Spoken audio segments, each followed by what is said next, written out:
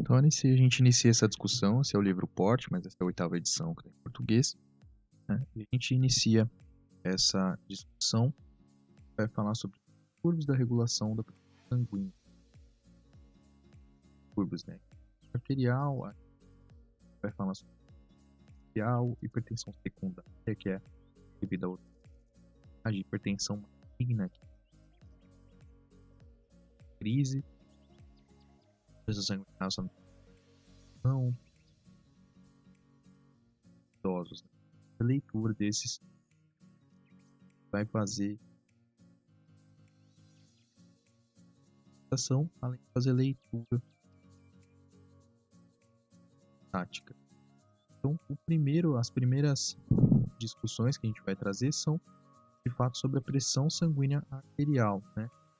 Quais são as medições da pressão sanguínea e a medição da pressão sanguínea. Vai fazer a leitura ou trazer, de fato. Então, capítulo determinantes. Cada hipertensão. Então, a primeira discussão é que a pressão ela se eleva durante a sístole e cai à medida da diástole, né? E a gente vai ter aproximadamente 70% do sangue é agitado no primeiro terço da sístole, e aí a sístole vai atingir para a gente uma pressão sistólica de pico, que é de 120 mm de mercúrio. Maior que 120 mm de mercúrio é o ideal. E quando essa pressão abaixa, né, quando essa vai diminuindo até o próximo momento, que seria aqui, o próximo momento sistólico, a gente vai ter uma pressão mais baixa de 80 mm de mercúrio. Aí o livro vai trazer pra gente esse conceito da incisura dicrótica. O que é essa incisura?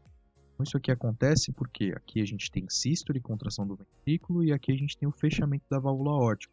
Quando essa válvula se fecha, o sangue desce, ele bate na válvula, bate nas paredes da aorta, e a aorta se contrai, e a gente tem esse aumento leve na pressão. Corresponde exatamente a esse fechamento súbito da válvula aórtica. Tem pressão 80, é o conceito de pressão diferencial, que é a diferença entre as duas pressões, né? É necessário que exista pressão diferencial, porque a pressão diferencial é reflete justamente o volume de sangue que vai andar para frente, né? Então, se a gente não tiver diferença de pressão, por exemplo, o sangue não vai andar para frente. E aí essa diferencial estabelece para a gente a pressão, né? A diferença entre as pressões é de aproximadamente 40 mm por nos anos. E o livro vai trazer a compreensão de pressão arterial média. O que é a pressão arterial média?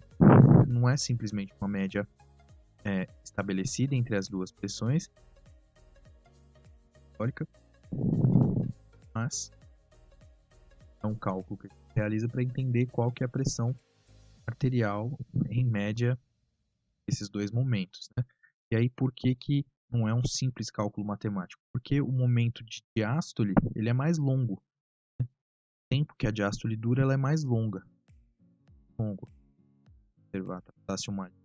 Aqui, esse é o momento todo de diástole.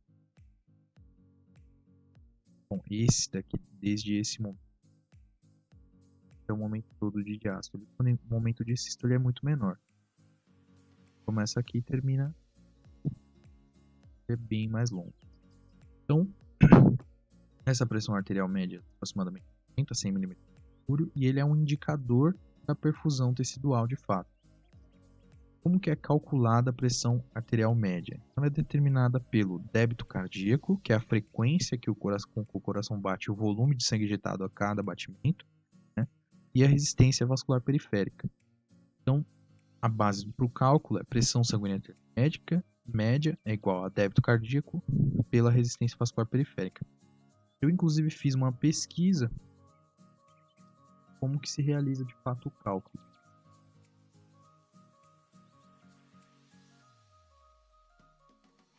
Cálculo da pressão arterial média é igual. Pressão arterial média igual pressão arterial sistólica mais 2 vezes pressão arterial diastólica dividido por 3.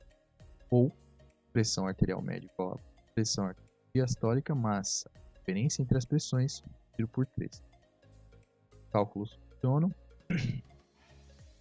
certo? Para a gente ficar esse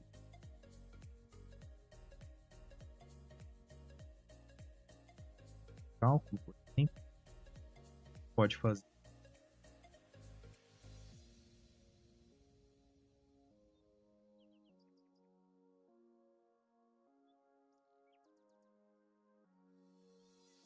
esse cálculo, a gente pode fazer 120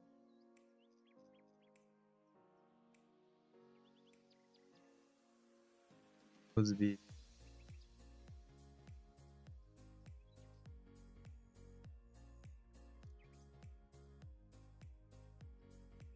o resultado vai ser 120 mais 80, 160, 20, 80. E o cálculo de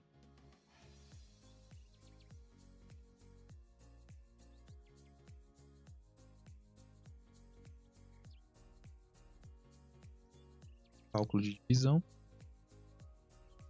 3 dá 90 mercúrio arterial médio. Então, esse é o conceito do cálculo da pressão arterial média, certo? A resistência vascular, o que ela representa? A resistência vascular vai mostrar para a gente, vai refletir para a gente as alterações no raio das arteríolas e uma alteração na densidade ou viscosidade do sangue, né? Então, quanto mais viscoso a gente tiver esse sangue, maior vai ser a resistência vascular periférica. E quanto menor distensíveis sejam essas arteríolas, maior vai ser a resistência vascular periférica, né? E as arteríolas são referidas como vasos de resistência, por quê? Porque elas podem seletivamente, como seletivamente? Tem alguns mecanismos de seleção, de fato,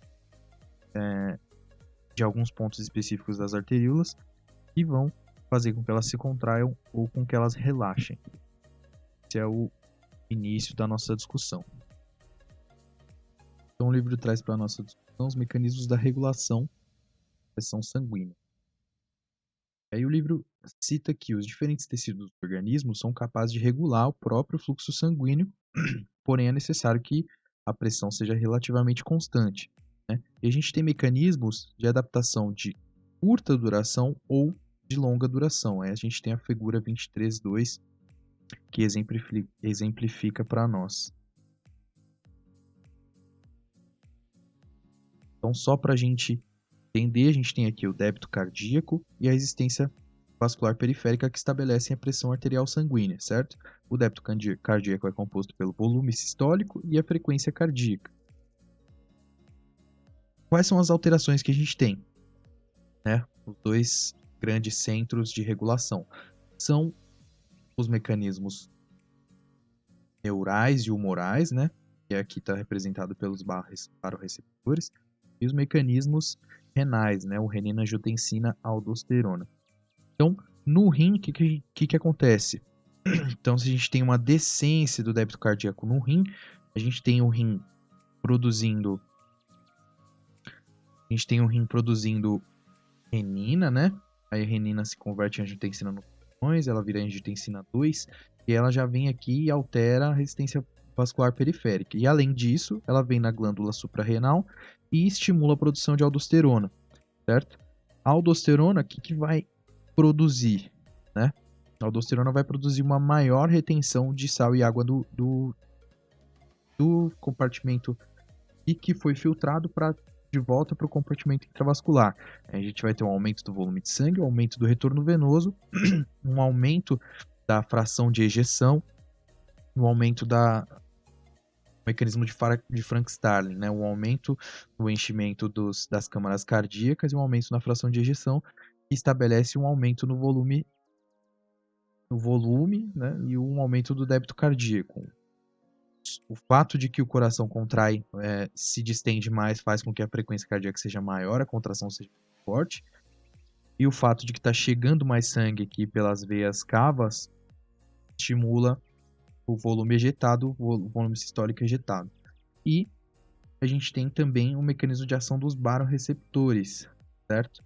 e estimulam basicamente o coração diretamente, estimulando as artérias do coração ou estimulando a frequência cardíaca pelo sistema parasimpático que freia e o sistema simpático que estimula. Então, se a gente tem, por exemplo, uma pressão sanguínea arterial baixa, nos barorreceptores, estão localizados nos corpos caróticos, caróticos ou carotídeos e cajado aórtico, vai ter esses barorreceptores e quimioreceptores mais especificamente aqui, barorreceptores mais especificamente aqui. A gente vai ter uma diminuição da captação dessas células. Essas células vão lá e estimulam, essas células são células nervosas, elas vão lá e estimulam os centros cardiovasculares que estão no tronco encefálico, certo? E aí esses centros cardiovasculares vão lá e estimulam o sistema vagal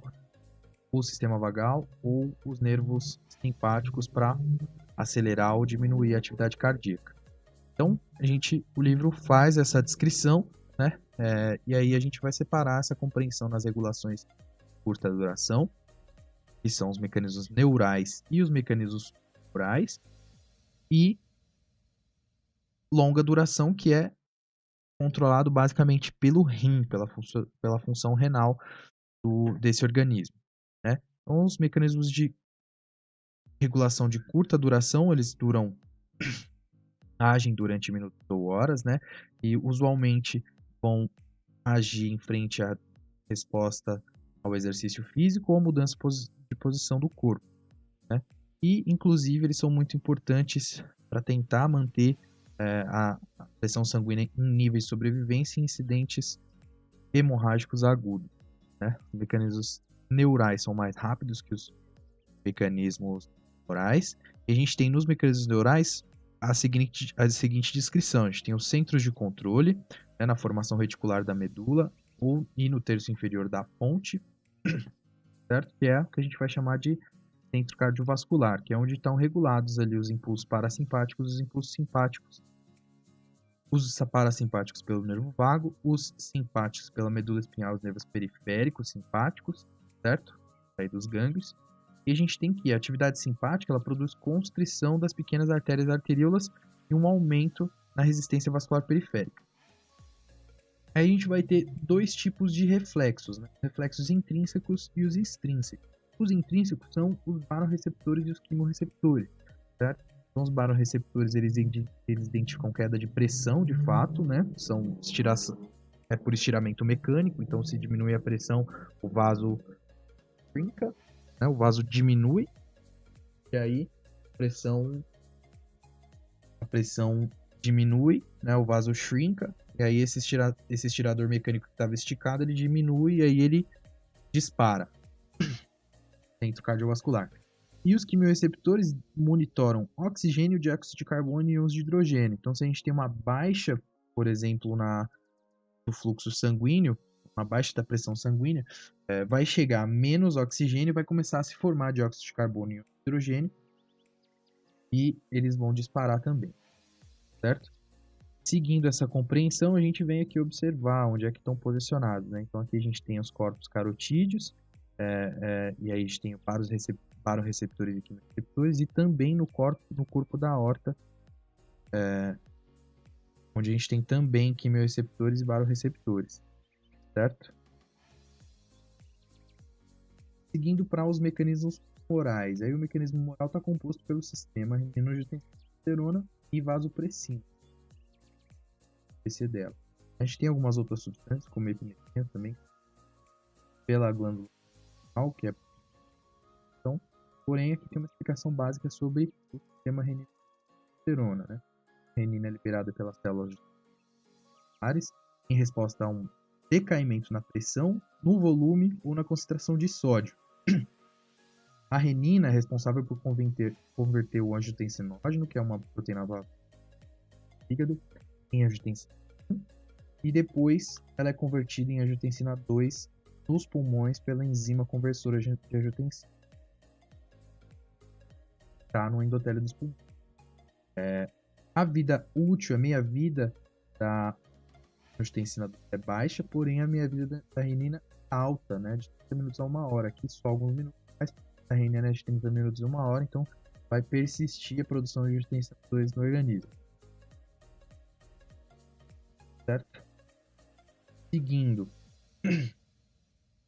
a angiotensina ela tem as duas funções, né? Uma delas é a constrição das arteríolas e a segunda função é estimular a secreção de aldosterona renal. E aqui a gente tem uma descrição melhor. Então, células justamente glomerulares do rim secretando renina, né? A renina vem aqui e converte a angiotensina 1 é convertida pela ECA, enzima conversora de angiotensina 2, e a angiotensina 2 vai ter as suas duas funções principais. Quais são? Então, produzir vasoconstrição das arteríolas e estimular o córtex suprarrenal a produzir aldosterona. Né? A aldosterona vai funcionar produzindo, né, estimulando a reabsorção de sódio pelo rim, e se a gente tiver maior absorção de sódio, a gente aumenta o volume vascular e aumenta a pressão sanguínea. E a simples contração das arteríolas já estimula o aumento da pressão sanguínea arterial, porque a gente tem um aumento da resistência periférica. E aí, falando sobre a vasopressina, também, ou conhecida também como hormônio antidiurético, né, ADH, ADH,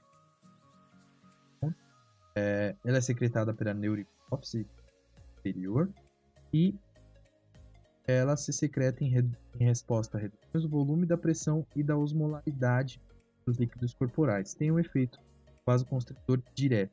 Falando sobre resposta de longa duração agora, a gente tem que as respostas de longa duração, elas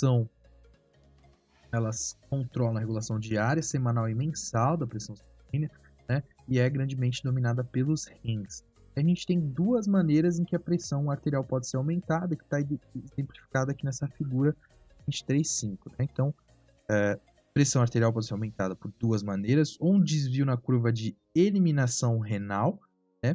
A gente tem ponto, então, em teoria, o ponto de eliminação seria este ponto aqui, o ponto normal, a 100 mm de mercúrio, e aqui tá uma barra que faz menção à ingesta ou eliminação de água e sal em tempos normais. Então, observando aqui, seria em 100 mm de mercúrio, a uma certa ingesta, a gente teria eliminação, né? Esse é o ponto normal de eliminação. Quando a gente tem uma elevação, né,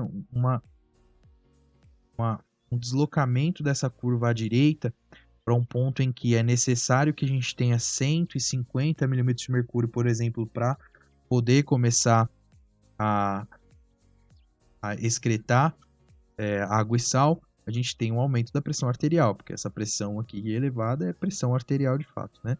E o outro ponto é quando a gente tem um aumento na linha, um aumento nessa linha vermelha, que é um aumento na ingesta de água e sal.